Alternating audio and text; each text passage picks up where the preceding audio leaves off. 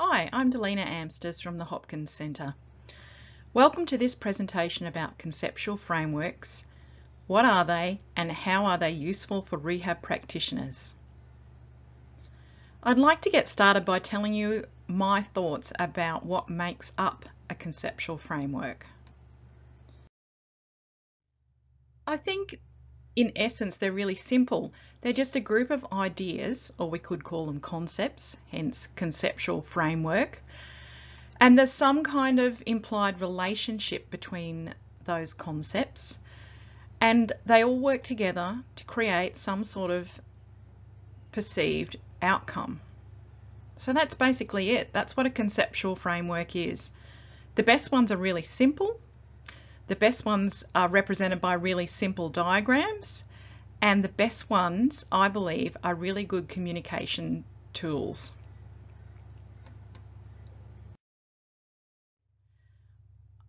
I like to think about a conceptual framework as being like a city. So the individual buildings in the city are like the concepts or ideas, and they're kind of linked together with a street network and all the telecommunications, and when they function together they create a place that people can live and work. And just like a city, I guess a conceptual framework is always a bit of a work in progress. So buildings can be demolished, or concepts can be demolished, and new ones can take their place. So they're constantly evolving.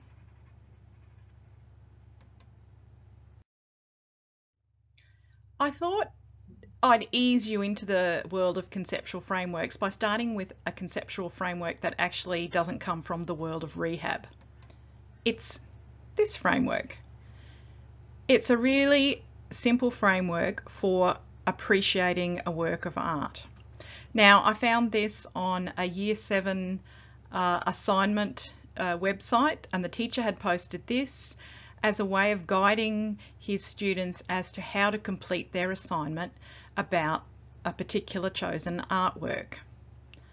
So if we think about those components of a conceptual framework, if we think about those ideas or concepts, obviously in this art appreciation framework we've got the artist down the bottom here. We've got their interaction with the audience. We've got the interaction of both with the world at large, and what we end up with is an artwork. And of course the outcome from the use of this framework is an appreciation of an artwork. So if it's good enough for the Year 7s, it's good enough for me. Let's give it a crack.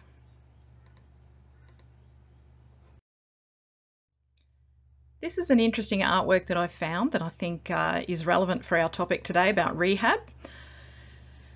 And I thought, using the concepts in the framework, the art appreciation framework, I'd just take you through some of the things that I've learnt about this painting. So first, about the artist.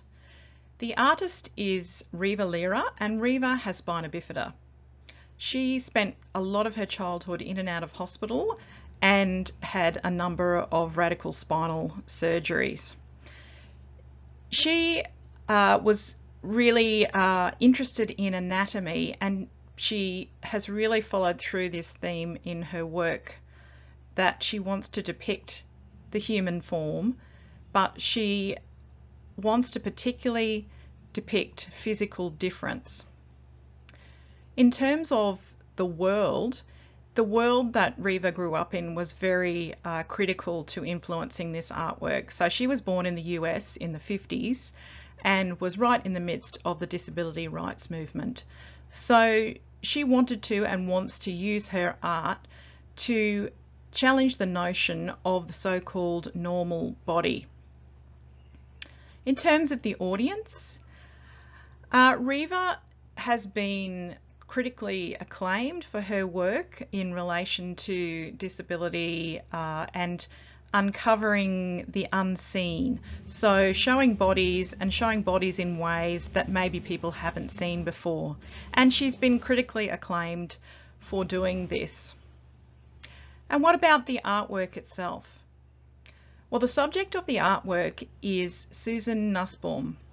Now, Susan herself clearly has a physical disability, and she has a spinal cord injury, and she is also a playwright.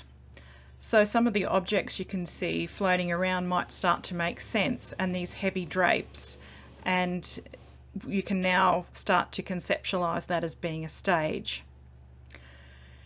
Now, Susan, like Reva, uses her art to challenge people's notion of disability. And Reva has followed this through in a theme in a number of her works called the Circle Stories, where she's really tried to get into the lives of other people with disabilities, but people who are also artists and also trying to make a statement about disability. So there's lots more in this painting that I could talk about. If you're interested in knowing more about Reva Lira, she's just written a biography, and it's called Gollum Girl, just released last year. So what I wanted to show you by using the framework and showing you this artwork is that the framework provides a vehicle for communication. It gives a way of systematically thinking about and communicating about the artwork. But today's presentation is not about art, so I probably should move on to some conceptual frameworks in rehab. So what is the most prominent conceptual framework in rehab? Well, it's probably the ICF, the International Classification for Functioning, Disability and Health. It's been with us now since 2001, and it sparked a lot of debate about human functioning and how it is influenced, and it's been picked up a lot by disability and rehabilitation researchers as a backdrop for their research. But how is it useful clinically?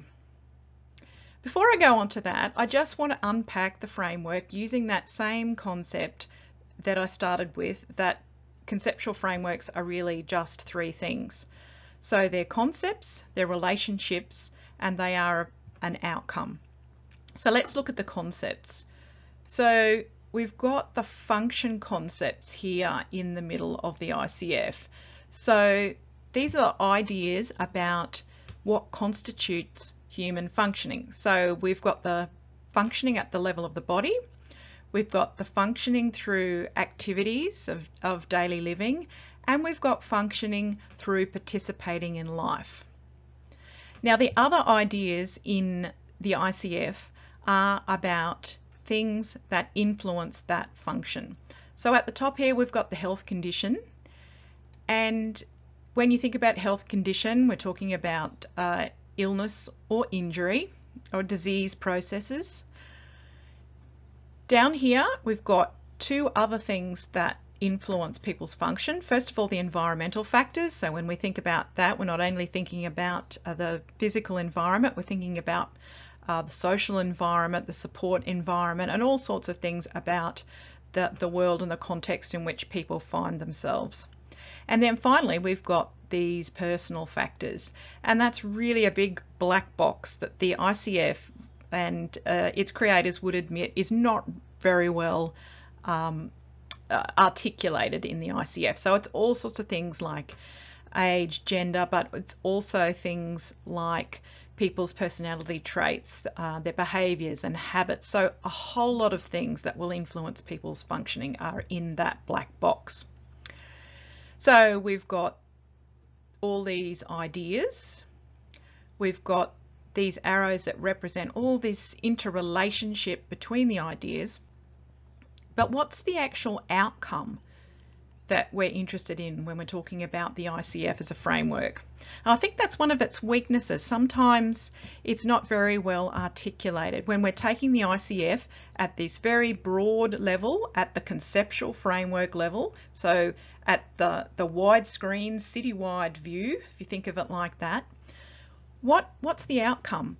Well, I think it's a framework for understanding how a person functions in their own world. So I think that that's the essence of the outcome that this framework is addressing. There are many documented ways in which the ICF has been used practically, clinically. These are some of them.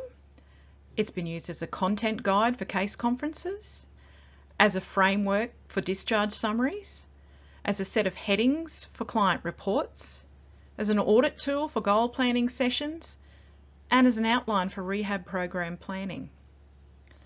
But I just want to share with you today a particularly clever example that I've found of the ICF shaping clinical practice.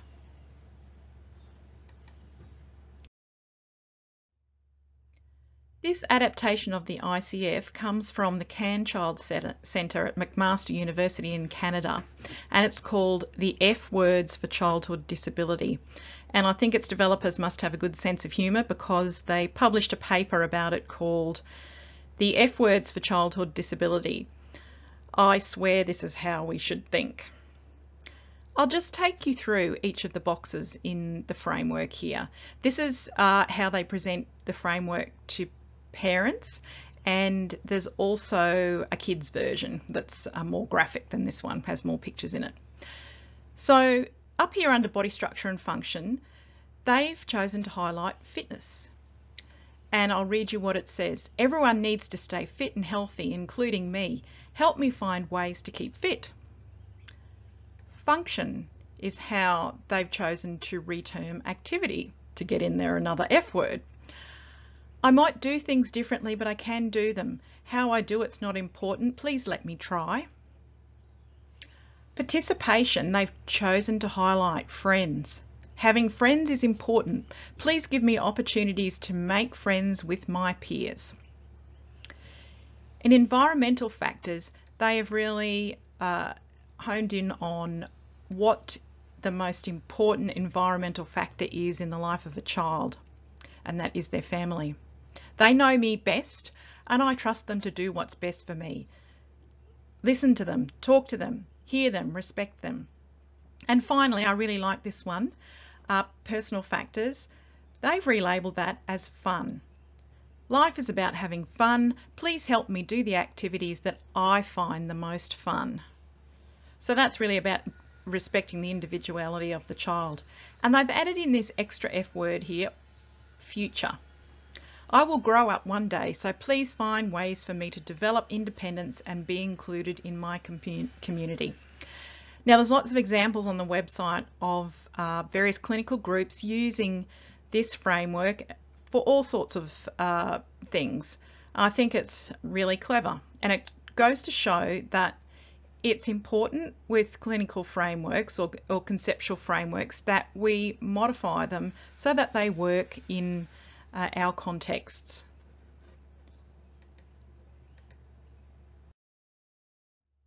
And I just want to show you before I leave the ICF how I've modified my thinking about the ICF in a way that I find it easier to explain. So this is it.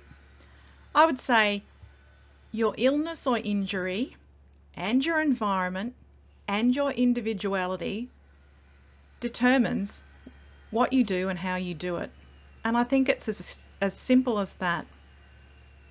Remember, conceptual framework is about communication tools, and if we want it to be a communication tool that's suitable for us and our clients, maybe we're going to have to modify it so that it's more useful. Now, I've had it suggested to me that the only conceptual framework we need for delivering rehabilitation is the ICF. Well, I don't agree. I think there's room and a definite need for many more conceptual frameworks to make us think deeply about the way we deliver services. So, to finish off this presentation, I just want to briefly introduce you to the framework that I've had some involvement in developing. It's the HERE framework.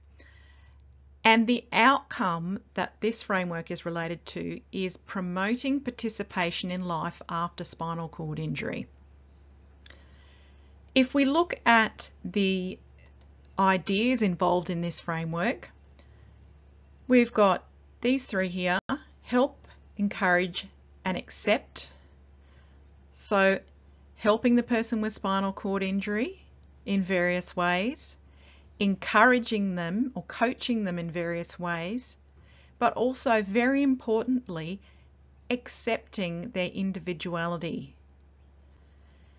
Down here we've got the other part of the framework that really has to be working if all of the above are going to have any impact, and that is responsive communication between the rehab professional and the person with spinal cord injury.